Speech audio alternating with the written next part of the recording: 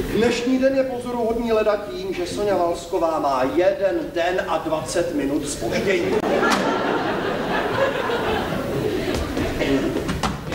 Ten den bych ještě omluvil a přičetl její roztržitosti, ale těch 20 minut mě štve.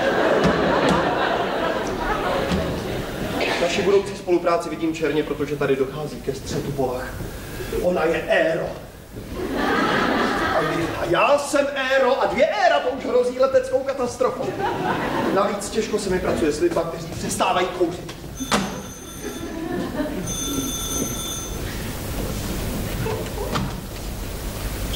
Jedenáct 22 zvonek. Už mi vyráží kopřivka. Další agresivní zvonění. Zřejmě mě chce dostat do defenzívy. Přichází Calamity Jane, pokračování příště.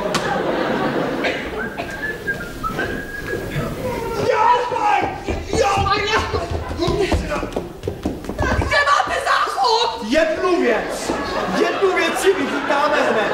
Maria, už jste si mě tady postavil na kobereček a teď mi řekněte, kde je záchod, jinak já za ním stelu. Rovně. Ze stolena.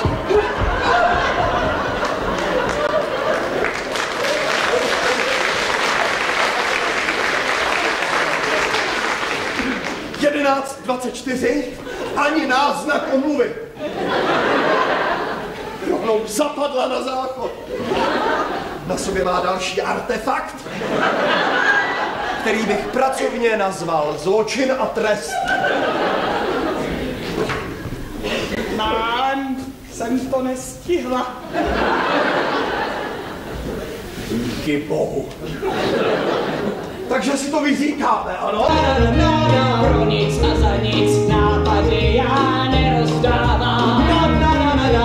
Hudba jako živčí sežene, jak já mám vědět, co se stane. Chci na to víc času mít, nestíhám. Se zoubem dál.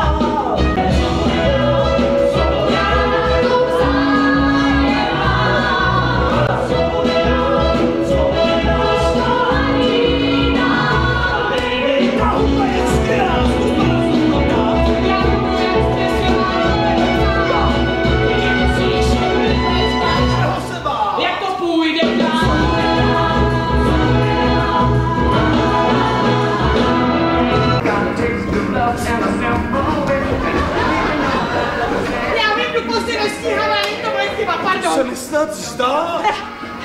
Kolik je? Přišli na 9? Za 10.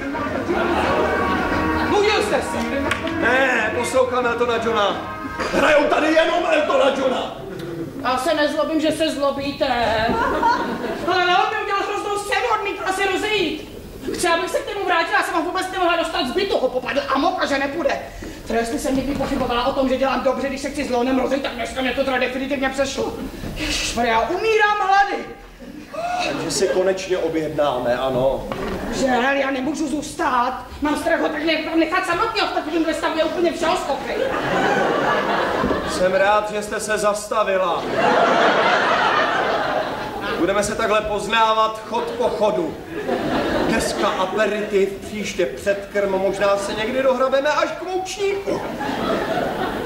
Myslíte si, že to přeháním? Já nevím, nechala jste Leona ve vaně s hlavou pod vodou?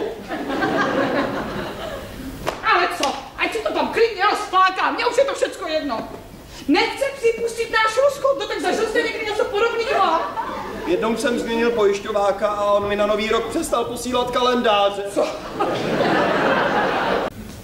Sex opět vítězí. Já jenom hodím ty krámy vedle, kdybychom museli utíkat. Zadrhává se mi zik u poklopce. Perdone! A vem z mý tašky ty pistáciový oříšky! Já potom vždycky potřebuju něco chroupat.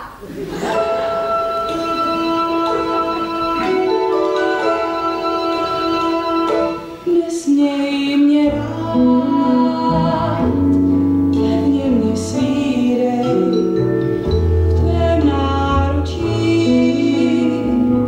Já chci se skrýt, chci s tebou milovat se aspoň jeden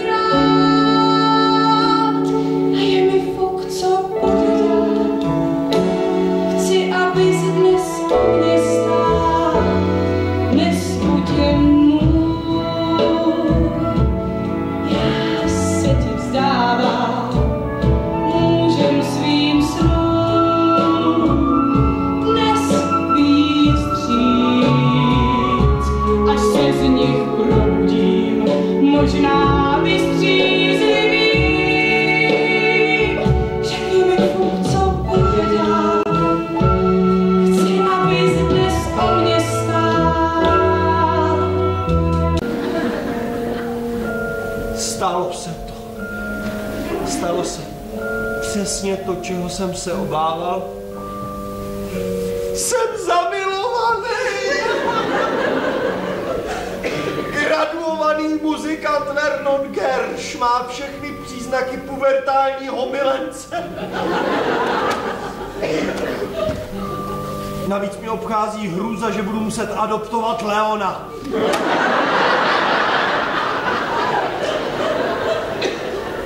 Ale teď se potřebuji aspoň chvilku vyspat.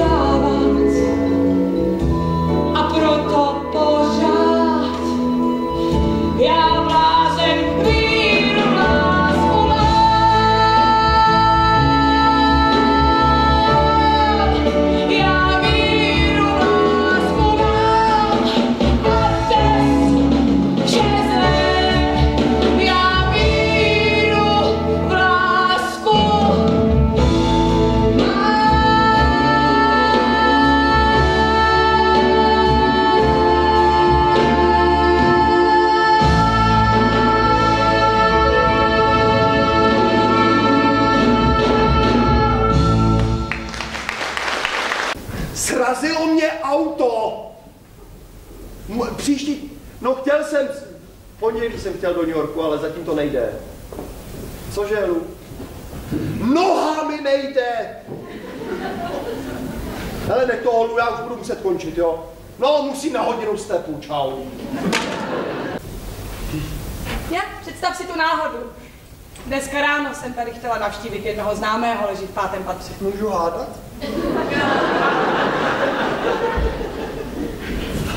Leon! Leon, no. Já jsem si celý život přál, abychom žili pod jednou střechou.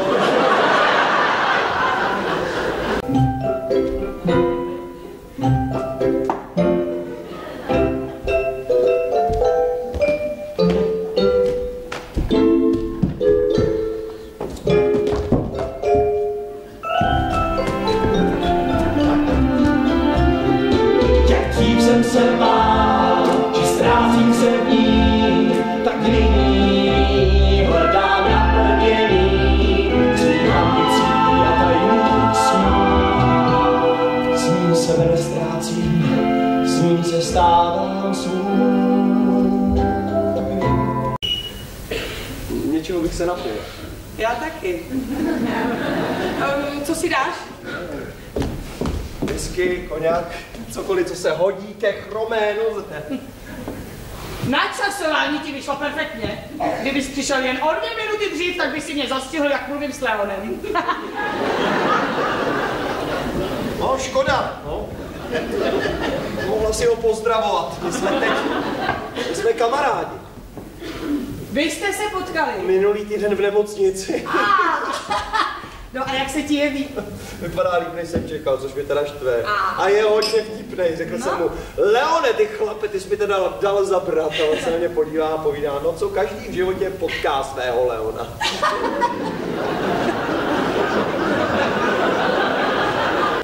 Rozešla jsem se s Markem a ani mě nehryzalo svědomí. Jsem teď po dlouhé době zase sama a jsem na sebe pyšná, jak to zvládám.